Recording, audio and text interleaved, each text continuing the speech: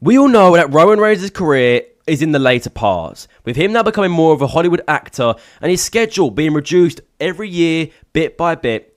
Today, I think it's time we finally talk about why Roman Reigns is a generational talent and why we will never ever see another Roman Reigns ever again in the history of WWE. So we're going to enjoy this video. It's guys been asked to record. Always remember to smash that subscribe button to the channel and let's get into this one. So like I just said, Roman Reigns is such a generational talent. And let me give you a couple of words why. Number one, of course, everybody knows this. 1,316 days, the fourth longest title reign in wrestling history, as the WWE Undisputed Universal Champion, with arguably the greatest title reign in history, of course, aligned by Paul Heyman and leading the bloodline of Jey Uso, Jimmy Uso, Solo Sikoa, all his cousins, and the honorary Uso, Sami Zayn, one of the greatest factions in WWE. Roman done something that not many wrestlers have ever done. He won the Universal Championship in the space of 7 days of returning after a couple of months after missing WrestleMania in 2020 due to the COVID-19 pandemic, of course. He then held the championship for so long, defeating guys like Jey Uso, Braun Strowman, Drew McIntyre, Cody Rhodes, Randy Orton, LA Knight, AJ Styles, Brock Lesnar especially. There were so many names. I could be here for hours talking about the names that Roman Reigns defeated in this title reign to still be the champion. Like I just said, one of the greatest title reigns ever, you know. And a lot of people, again, will disagree because a lot of people don't like Roman Reigns. It is actually quite a mad fact. Due to the last couple of years of his schedule getting decreased, they have turned on Roman Reigns. But there's still so many reasons why that he is one of the greatest. Another reason why. Most times he's ever main evented WrestleMania. 11-time WrestleMania main eventer. More than, of course, former number one Hulk Hogan. More than Triple H. More than, Cody Rhodes, who's actually got quite 4 or 5, I think Cody Rhodes has got now. More than John Cena, Ric Flair. The most ever. And people say, oh yeah, because he was the only option for so many years. No, he actually wasn't. It's because Roman Reigns held that title and was champion. And if we go through it, in the last 10 years, Roman Reigns only not main evented 2 WrestleManias. And I think they were WrestleMania 35 and 36. 35, of course, him just returning before WrestleMania to face Drew McIntyre. And then 36 missing the whole WrestleMania due to the COVID-19 pandemic, of course. So there was reasons for that. But Roman Reigns is such a generational talent. Yeah, this just sounds like a glazed episode. It'd be so real.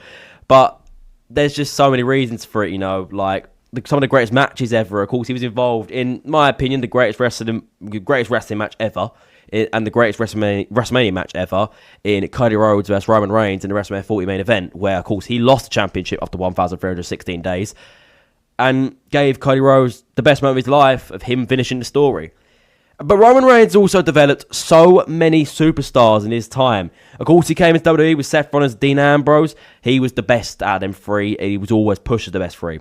And Roman Reigns overcome a lot of odds. The fans were against him for so many years and still has fans against him. But there was fans against him for so many years for him not turning heel after beating so many people and doing it in a heelish style, but still trying to be that babyface, you know. And there was just so many more hatred over the years, as Roman Reigns was he was the corporate guy in a way. If you actually look at it, he was picked by WWE to be the next John Cena and lead the company and be the face of a new era for the next 10 years and be the top of the pile, you know.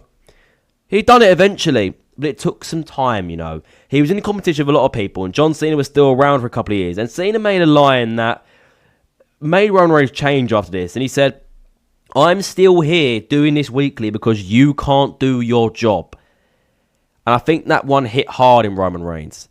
And since then, we've seen a different Roman Reigns. And this is what's made him generational. One thing I will admit with Roman Reigns is that the generations are very different.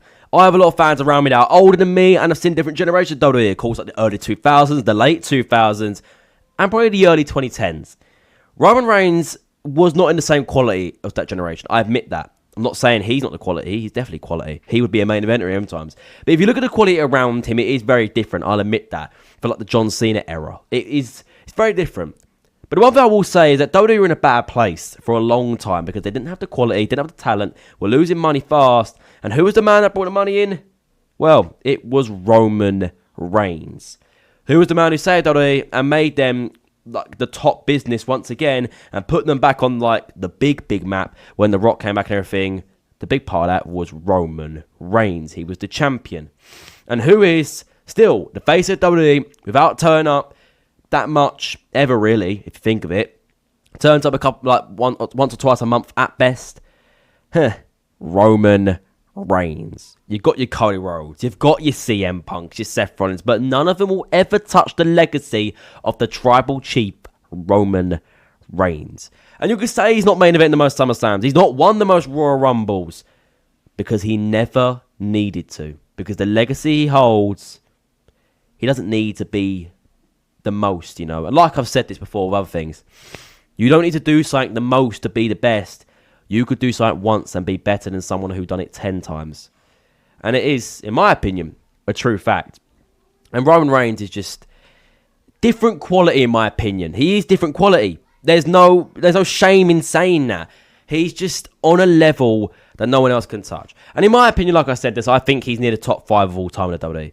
And of course, he's gone up against many greats, held many titles. He's a Grand Slam champion, of course. The 4th longest reigning WWE champion of all time. Like, has rejuvenated his character. Had one of the best storylines of all time. The Bloodline story, arguably the best storyline. One of the best factions of all time in the Shield and the Bloodline. And is now the OTC, developing other superstars. Maybe letting them go over and letting them beat him, to give them a big push.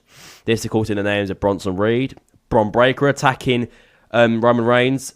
But his feud with Seth Rollins has elevated Seth Rollins to a different level as well. CM Punk in a way, especially Cody Rhodes.